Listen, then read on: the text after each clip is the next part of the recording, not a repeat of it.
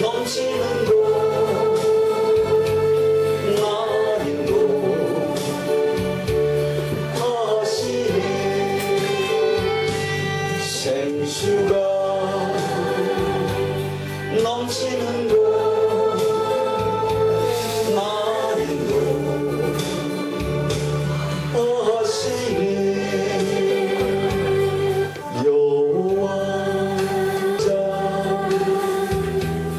내게 부족이 저장 위에 니시네 선한 목자 오나의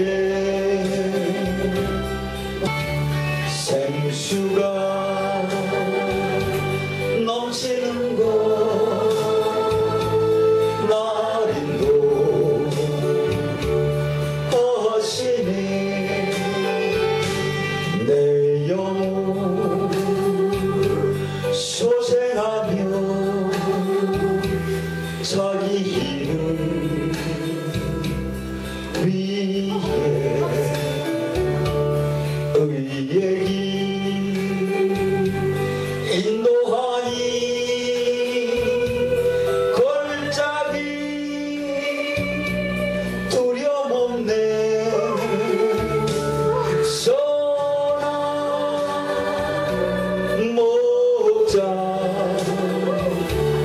오나의 목자여 생수가 넘치는 곳 나린도 주님의 지팡이가 아니하네 나를 주께서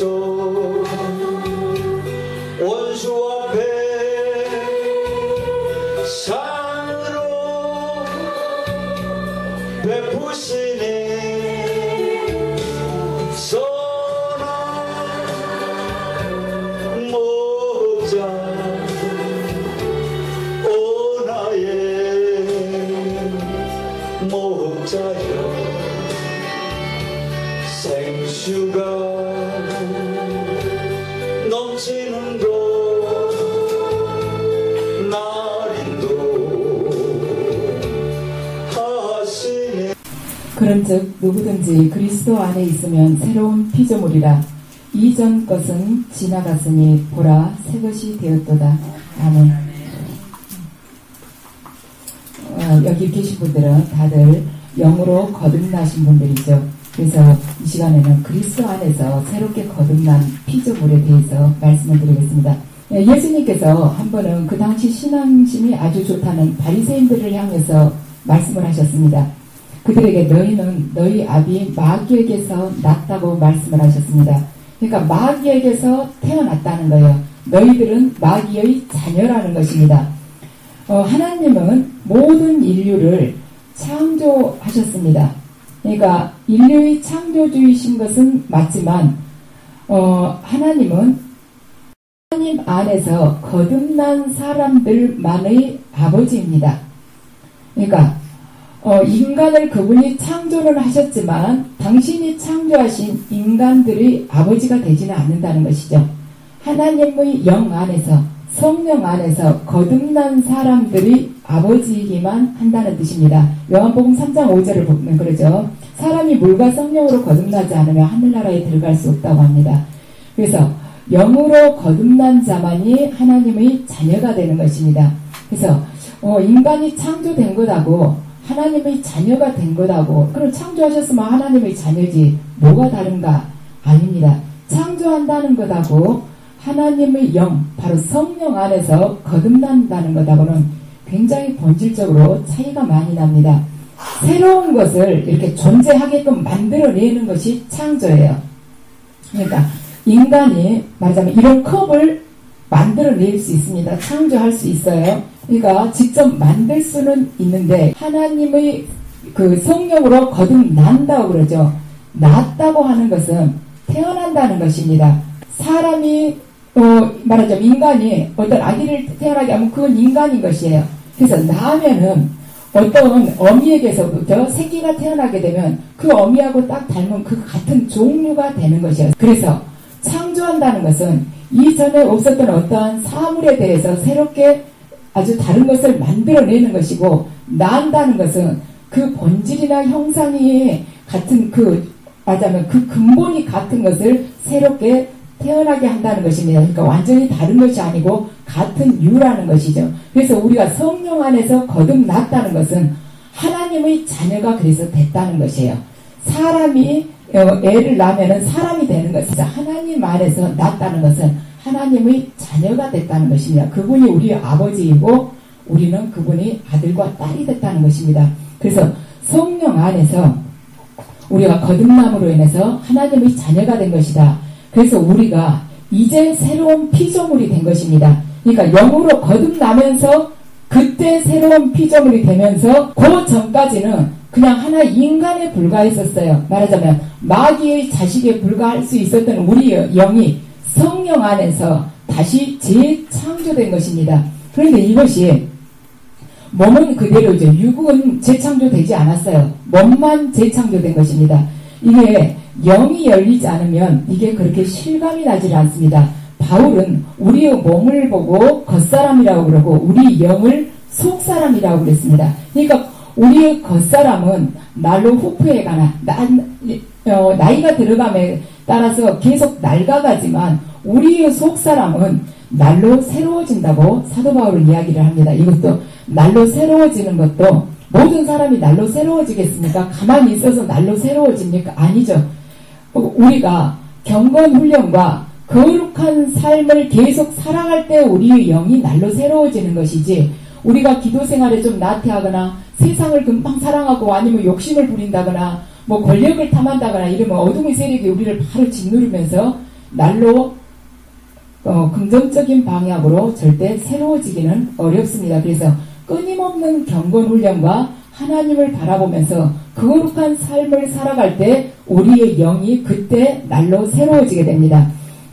베드로전서에서 보면 베드로는 우리의 이 영을 마음에 숨은 사람이라고 표현을 하고 있습니다. 그러니까 인간의 영은 우리 육신 속에 보이지 않도록 딱 숨겨져 있어요. 근데 사람들은 내가 살고 있는 집, 바로 이 육신만 보고 있습니다. 그러니까 이 집, 내가 살고 있는 집, 이것이 무너져도 그 안에 있는 영은 그대로 있다는 것이죠. 맞아요. 부자 나사로를 보면 그거 나오죠. 그 거지가 죽어가지고 천사들의 이끌려서 아브라함 품에 안겼다. 죽었다는 것은 우리의 이 영을 싸고 있는 집이 무너졌다는 것이에요. 그러니까 집은 무너졌어도 속사람인 영, 그래서 그리스도 안에서 새로운 피조물이 된 것이 바로 이 속사람, 우리의 영입니다. 그래서 그 사람이 새로운 피조물로 거듭나게 된 사람이 하나님의 자녀이고 그때 주님과 하나로 완전히 결합이 되어 있습니다. 왜냐하면 새로운 피조물이 되면서 이 성령이 우리 안에 들어오게 되는 것이죠. 근데 어떻게 해서 우리가 하나가 되느냐? 잘 안 느껴지죠. 이 영이 이렇게 폭넓게 깊게 열리면은 하나가 된 것이 느껴져요. 그분의 영과 나의 영이 하나가 됐다는 게 영 춤출 때 가장 잘 느낄 수가 있어요. 그리고 은사 사역할 때 많이 느끼게 됩니다. 그래서 주님과 합한 사람은 그와 한 영이 된다. 그런데 이게 어쩔 때 가능하냐면 내가 죽으면 죽을수록 그것이 가능합니다. 내가 살아있으면 그게 잘 안 돼요. 거기서 튀겨져 나오는 것이죠. 주님은 우리가 조금만 살아있어도 마귀들은 그걸 우리의 인격을 존중해 주지 않기 때문에 자기 마음대로 우리를 붙잡고 이렇게 휘두르려고 하지만 주님은 인격적이십니다. 그래서 우리가 살아있으면 그걸 가지고 이리저리 막 비틀고 억압하지 않아요. 그냥 그대로 두시기 때문에 우리가 주님과 하나 되기가 어렵습니다. 그래서 하나님께서는, 예수님께서는 당신은 포도나무고 우리는 가지라고 하셨습니다. 그래서 나무를 볼 때 가지는 나무와 연결되어 있죠. 마찬가지로 우리도 늘 또한 그리스도와 하나입니다. 그래서 우리의 영이 주님의 영과 합해졌고 그리스도는 머리이고 우리가 몸인 것입니다. 이제 조금 이따 은사에 대해서 말씀드릴 때 거기에 대해서 자세히 말씀드리겠습니다. 자, 새로운 피조물이 됐다는 건 먼저 하나님의 자녀가 되는 것이고 또한 하나님과 하나 됐다는 뜻이다. 하나님의 자녀로 하나님의 성령 안에서 거듭남으로 해서 그분이 우리의 아버지가 되고 우리는 그분이 자녀가 되는 그러한 말하자면 굉장히 우리로서는 큰 은총을 받게 되는 것이고 두 번째는 그분과 하나 된다는 것 세 번째는 더 크신 이가 우리 안에 계시다는 것입니다. 우리는 원래 인간은 마음이 약할 수밖에 없어요. 그리고 쉽게 낙심을 합니다. 인간 그 자체는 어둠의 세력으로 많이 물려 있습니다. 그래서 우리는 원래는 마귀의 자식들이라고 그러죠. 그래서 악한 영들이 우리에게 긍정적인 생각을 별로 주질 않아요. 봐요, 애기들. 한두 살 정도 되는 애들이 무엇을 알겠습니까? 부모가 그애한테 악을 가르쳤겠습니까? 하지만 그 애들이 벌써 악을 알고 있지 않습니까? 그래서 인간이라는 그 자체는 완전히 선하다고 볼 수는 없습니다. 그래서 우리들은 영적인 체질로 봐서는 약하고 조금 축하면은 걱정하고 또한 작은 일 가지고도 쉽게 좌절을 합니다. 그리고 열등감을 느끼거나 아니면 교만해지거나 아니면 질병치레를 하고 이러한 존재들이었습니다. 하면서도 우리가 영으로 완전히 그분과 하나 된다는 그 인격적인 만남을 가져보지 못했기 때문에 이런 부정적인 사고 안에서 또한 영적으로 계속해서 실패하면서 믿음 생활을 해왔었습니다. 그래서 우리들에게 예수님께서 주시고자 했던 그 모든 그 풍성한 삶을 우리가 어둠의 세력에게 빼앗기게 됐습니다. 그래서 예수님께서 가시기 전에 십자가 지시기 전에 그러죠. 내가 아버지에게 또 다른 보혜사를 보내달라고 하겠다. 그래서 너희에게 보내서 영원히 너희하고 함께하도록 하겠다. 다른 보혜사라고 합니다. 예수님 그분 자체가 보혜사인데 당신 아니고 다른 보혜사 그 성령님을 보내주시겠다고 말씀을 하십니다. 그래서 그 성령님이 너희와 항상 함께하게 하겠다. 그 예수님의 영이 예수의 영이 우리 안에 있기 때문에 우리도 반드시 사탄을 이겨낼 수 있는 존재가 된 것입니다. 근데 우리가 그것을 망각을 하고 살아요. 평소에 말하자면 성령님께 의지하면서 그분이 우리가 온전히 그분 안에서 말하자면 복종하는 자로 살아가지 않기 때문에 그분의 권능이 우리를 통해서 나올 수가 없었습니다. 그래서 우리가 좌절하고 열등감을 느끼고 또한 제대로 믿음 생활을 갖지 못하고 영적인 실패를 계속 거듭해 왔었습니다. 그런데 우리 안에 계신 이가 이 세상의 신인 사탄보다 더 크다는 것을 알게 되면은 우리의 삶이 완전히 달라지게 될 것입니다. 이 세상에 4차원적인 존재가 세 가지가 있다고 말씀드렸습니다. 첫 번째는 하나님이시죠. 두 번째는 사탄이고 세 번째는 인간이라고 말씀을 드렸습니다. 그 중에서 서열로 찾은다면 하나님이 첫 번째이시고 두 번째가 사탄입니다. 인간이 세 번째예요. 영물 중에서는 인간이 세 번째입니다. 왜냐하면 인간은 육신을 가지고 있습니다. 악한 영들은 육신이 없죠. 우리들 또한 언제든지 활동을 할 수 있지만 인간은 당장 이 얇은 벽 하나만 있어도 거기 건너가지를 못해. 유리창 하나만 있어도 뛰어넘어가지를 못합니다. 그렇게 불완전한 존재예요. 그리고 인간은 공간의 지배도 받고 있지만 시간의 지배 또한 받고 있습니다. 당장 여기서 충주 터미널만 가려고 해도 우리 악한 영들은 똑딱하면 금방 순간적으로 생각함과 동시에 바로 공격이 들어오지 않습니까? 사람들은 얼마나 저기 나가서 버스를 기다리고 서 있다가 또 하나 놓치면 또 그 다음 거 또 기다리고 이렇게 시간의 지배를 받고 살아가고 있습니다. 그래서 이렇게 불완전한 4차원 존재인 인간이 사탄에게 눌릴 수밖에 없는 것이에요. 영의 세계에서 이 원리를 봐도 그래서 인간이 사탄을 이길 수 있는 방법은 가장 상위 존재인 하나님과 연합하지 않고서는 절대로 우리는 사탄을 이겨낼 수가 없습니다. 그래서 이 영적인 서열을 알 때 우리가 왜 성령님 안에서 우리가 능력을 받아서 어둠의 세력을 몰아내야 되는지를 알게 됩니다. 그냥 내가 영으로 거듭났다 해서 예수 그리스도 이름으로 명하니 사탄아 물러가란다 해서 그 물러가지는 것이 아니에요. 권능을 받아야만이 물러가게 됩니다. 덩어리 빼놓고는 다 죽지 않고 가난하지 아니어야 되지 않겠습니까? 입으로만 선포한다면 아닙니다. 주님 안에 나를 완전히 의탁하면서 온전한 자기 부인이 이루어지는 가운데 성령님께 온전한 순종을 할 때 그분이 우리를 들어서 쓰시고 그분이 권능을 그대로 펼치시면서 악한 영들을 굴복시켜 주십니다. 요한 1서 4장 4절을 보면 여러분은 하나님에게서 난 사람들이며, 그러니까 우리는 이제 하나님의 자녀가 된 거예요. 하나님으로부터 새롭게 거듭난 피조물이 된 것입니다. 그래서 여러분은 그 거짓 예언자들을 이겼습니다. 여러분 안에 계신 분이 이 세상에 있는 자, 바로 어둠의 세력보다 더 크시기 때문입니다.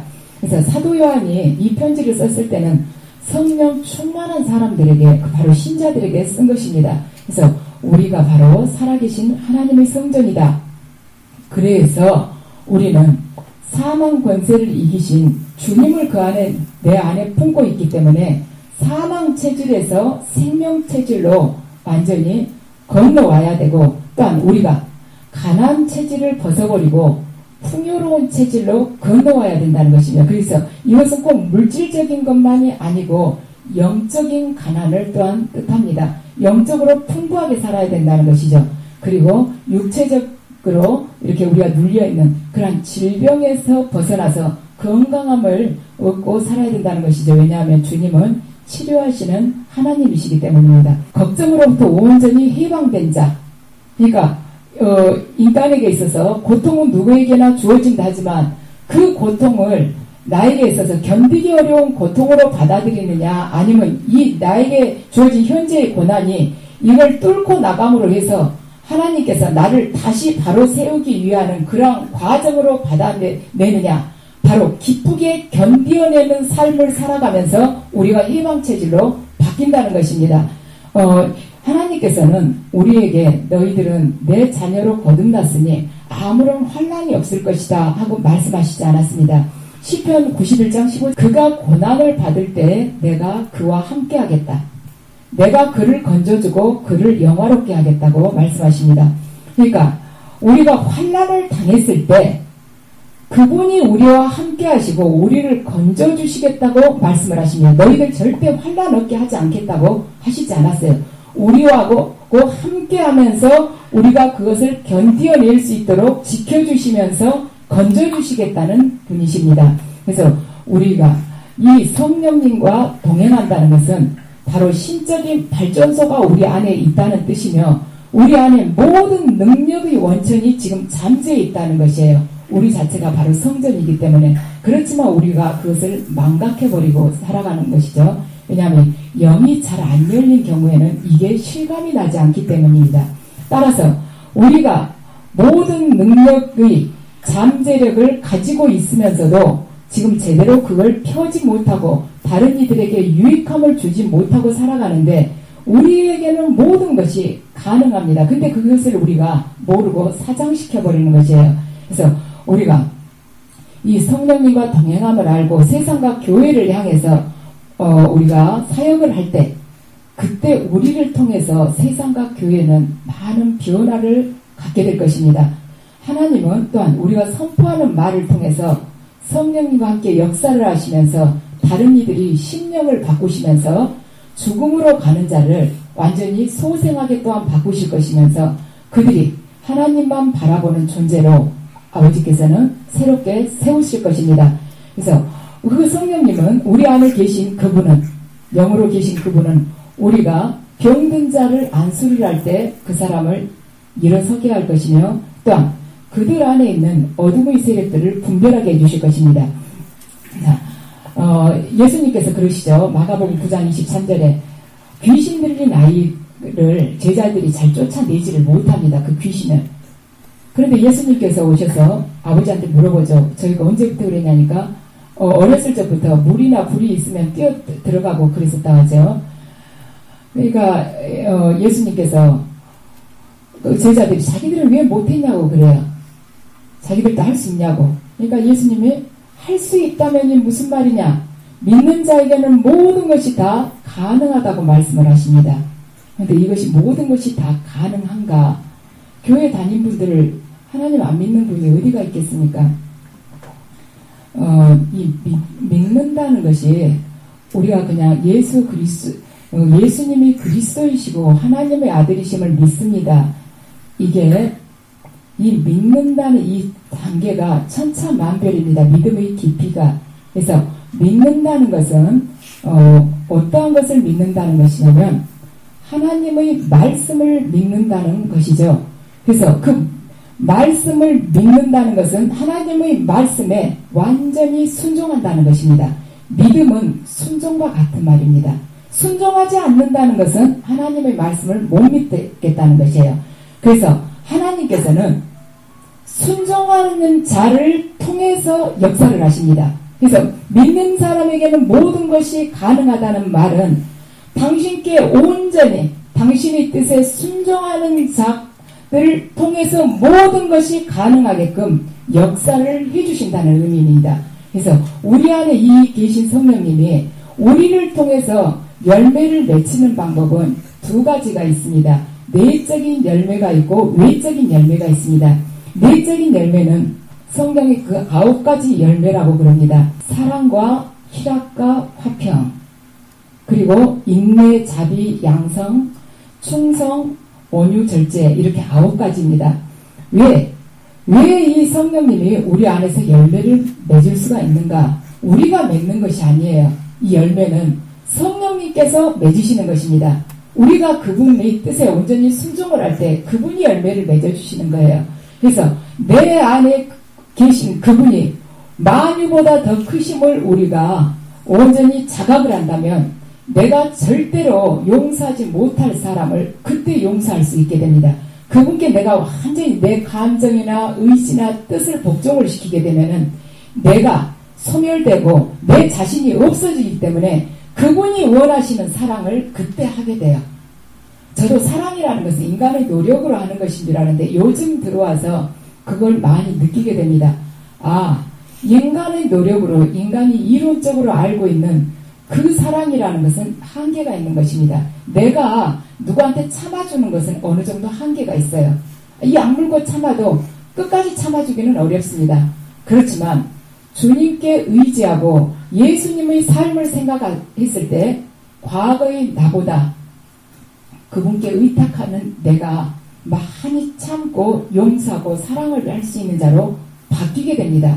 그래서 내 안에 성령님이 계시고 그분께서 활동하시도록 내가 자리를 내드린다는 것은 그분과 하나된 생각을 하고 그분과 하나된 마음을 품고 그분께서 원하시는 행동을 할 때 그 열매가 맺히게 되는 겁니다. 그래서 우리는 새로운 피조물로 거듭났는데 거듭났다고 말은 하면서 그분에게 우리가 자리를 내드리지 않으면 그분은 우리를 통해서 일을 하실 수가 없습니다. 그래서 우리 이 내적인 열매들 또한 그분께 완전히 우리가 의지하면서 말씀에 순종하는 자로 살아갈 때 이게 맺히게 되는 것이고, 또 성령의 외적인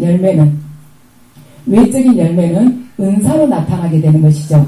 자, 은사가 보면은 믿음 은사가 있습니다. 여러분들이 그 사명의 길을 걸어가고자 할 때 여러분들 안에는 이미 믿음 은사가 내린 것입니다. 왜냐? 우리가 이 문만 열고 나가도 이 세상에 관심을 가질 만한 게 얼마나 많습니까? 그런데 그런 걸 접어두고 주님을 향해서 이 땅의 것은 모두 유한하기 때문에 영원한 것을 바라보고 간다고 내 마음의 중심의 그 돛을 그분께 향해 이렇게 바꾸어 갈 때 이미 믿음 은사를 받은 것입니다. 그래서 우리가 성령님이 내 안에 계심으로써 우리가 나아가서 사역을 할 때에 가장 기초가 되는 것이 믿음 은사입니다. 첫 단추가 믿음 은사입니다. 두 번째는, 그 다음에는 이제 우리 각자 다 다르죠. 자, 요즘 이렇게 보면은, 이래서 우리가 영이 열려서 주님으로부터 권능을 받지 않고는 일하기가 참 어렵겠다는 마음이 드는 게 이렇게 치유사역을 하면서 그걸 참 많이 느껴요. 인간의 능력으로는 할 수 없는 게 하나님께서 이렇게 하시구나. 이제 제가 받은 거니까 잠깐 말씀을 드릴게요. 어떤 분을 제가 이제 사역을 한다. 등에다 손을 대고 사역을 한다 하면은 만약에 등 가운데 부분에 어둠이 있다고 하지 않겠습니까?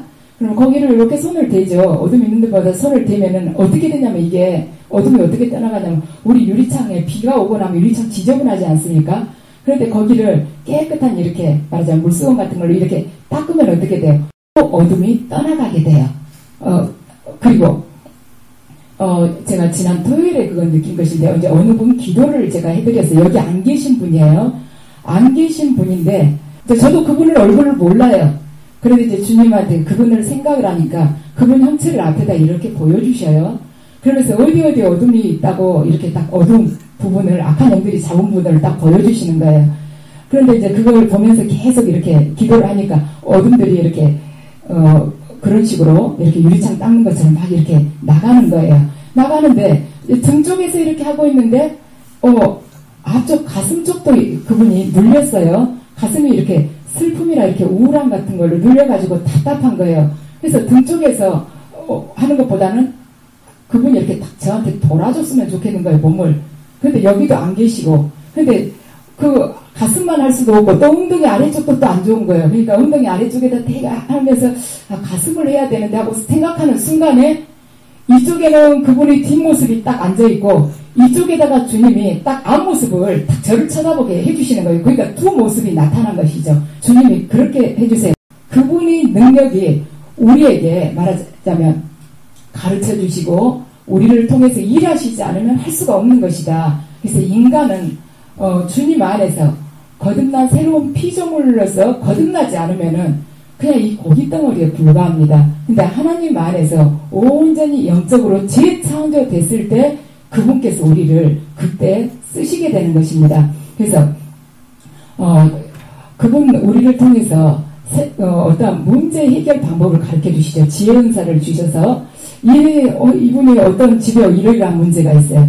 어떻게 해야 될까 모르죠. 그런데 하나님은 가르쳐 주시죠. 이건 지혜 은사이죠. 또한 우리가 전혀 알지 못하는 어떤 새로운 사실을 또 이렇게 상담을 할 때 가르쳐 주십니다. 그것은 지식 은사라고 볼 수가 있습니다. 그 다음 영분별을 할 수 있게끔 해주시죠. 현재 이 사람이 하고 있는 방언이 제대로 된 것인가? 이 사람이 지금 머리를 이렇게 막 몸을 위협하면서 흔드는데 이게 악한 영이 하게끔 하는 것인가? 아니면 성령님께서 굴복하면서 지금 성령님한테 은혜 받으면서 이 기름 부음이 현상인가? 이런 것 또한 가르쳐 주십니다. 또한 통변을 할 수 있도록 해주시죠. 각각 틀립니다. 그러니까 통변의 깊이도 틀려요. 예언의 깊이가 다르듯이 통변의 깊이 또한 다르면 한 명을 놓고 통변을 할 때 그 사람의 영의 깊이에 따라서 그러니까 이 사역자의 영의 깊이에 따라서 통변의 내용을 더 깊고 넓게 이걸 뽑아낼 수가 있어요. 왜냐하면 통변 또한 예언의 일종입니다. 예언 안에 포함이 되어 있어요. 그러니까 예언 안에 음성을 듣는 것도 예언 은사 안에 주님의 음성 듣는 것, 환상으로 보는 것, 꿈으로 계시받는 것, 통변, 방언 통변, 또한 영감으로 받는 것, 마음으로 그대로 바로 알아지는 것이죠. 많은 메시지가 들어온다고 말씀드렸어요. 그래서 방언 통변도 예언 안에 포함이 됩니다. 그래서 이 예언자가 이 사역자가 영이 넓고 깊게 많이 열렸다면 이 통변도 또한 넓고 깊게 그렇게 상대방에 대해서 통변을 해드릴 수가 있습니다. 성령님이 그냥 이렇게 알게끔 해주세요. 그러니까 저도 통변할 때 그렇게 합니다.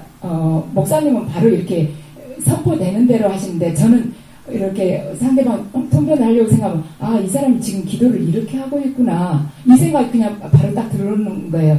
이분이 지금 믿음생활을 더 열심히 해야 되는데 세상을 사랑해가지고 주님께 지금 회개를 하고 있는데 본인 믿음이 부족하다고 주님께 지금 계속해서 온전한 믿음으로 되게끔 해달라고 지금 간구를 하고 있구나 이 마음이 들어옵니다. 그래서 이제 그렇게 쭉 하는 것이죠. 그래서 이 마음이 들어오는 것도 이것도 계시 일종입니다. 그래서 우리가 내 안에 계신 성령님에게 완전히 복종하는 자가 될 때 그분께서 외적인 열매 또는 내적인 열매를 우리를 통해서 맺으실 것입니다. 그래서 우리 새로운 피조물이란 무엇이냐? 성령 안에서 거듭난 자를 바로 의미를 하고 있습니다. 그래서 우리들은 어쩌면 세상적인 기준으로 보았을 때 우리가 보잘것없어 보일 수도 있습니다. 아직 물질적으로 궁핍할 수도 있고 병마로 인해서 고통받을 수도 있고 가족들로 인해서 아직도 우리가 부끄러움을 받고 있을 수 있습니다. 또한 내가 경제적으로 어려워서 내 주머니 속에 금과 은이 넉넉하게 없을 수도 있습니다. 하지만 귀 기울이면서 순종하는 삶을 살아갈 때 우리의 삶은 반드시 새로워지게 됩니다. 왜냐하면 우리 옛사람은 모두 죽었죠. 새로운 사람으로 거듭나지 않았습니까? 그 새로운 피조물 내 안에 계신 성령님에 의해서 우리가 하루하루를 새롭게 살아갈 수가 있습니다. 그때 우리의 이 변화된 삶으로 인해서 이 시대와 교회가 반드시 변화될 것입니다. 그래서 그 변화의 원천은 무엇이냐면 바로 예수님이십니다. 그래서 그분이 지금 우리들 각자 속에 계시면서 우리를 운행하고 계십니다. 그래서 영성이라는 것은 무엇인가? 바로 예수님께서 내 삶의 원천이신데 그분이 내 안에 계심을 우리가 항상 깨어있으면서 자각하면서 살고 통찰력이 바로 영성입니다. 그래서 하나님의 말씀대로 우리가 어떤 존재인지를 알고 또 그분이 말씀하신 바를 우리가 그대로 행할 때 순종하면서 복종하면서 온전히 그분 앞에 엎드리면서 그대로 행할 때 우리를 통한 그분의 사역은 아름답게 결실을 맺게 될 것입니다. 그래서 우리의 삶이 그분이 하늘나라의 하나의 액자소설이 될 것이며 또 우리를 통해서 이 세상은 우리가 머무는 곳마다 갈릴리가 되어서 그 안에서 모든 사람들이 영혼을 건져 올리는 이로 우리를 또한 살아가게 될 것입니다. 수고하셨습니다.